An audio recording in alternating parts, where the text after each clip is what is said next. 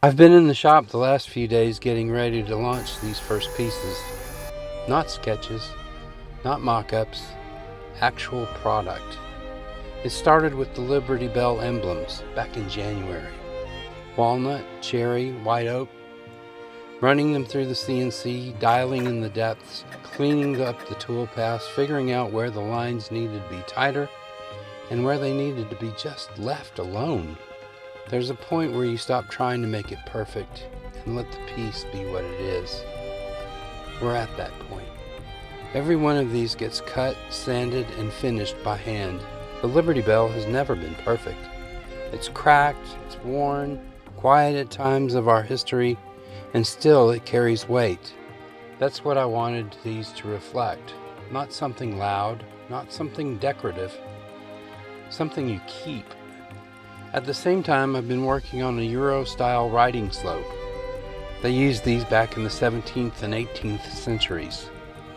The first pass through, about 95% there, which for a first run, I'll take. There's still adjustments to make, fit, lamination, a few design tweaks before I add the inlay work, but the structure's right. And once that's right, everything else is refinement. I had one of those moments cutting the stands out for the emblems.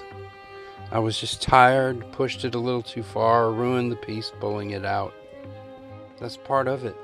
You learn real fast what works and what doesn't when you're the one standing there at the machine.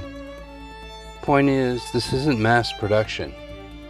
This is small runs, dialing things in, making sure what goes out to you holds up. These first pieces are live now. Walnut, cherry, different sizes. If it's something that speaks to you, take a look. If not, no problem. And as my high school Latin teacher would be proud to hear me say, Campana Adhuc Sonat. The bell still rings.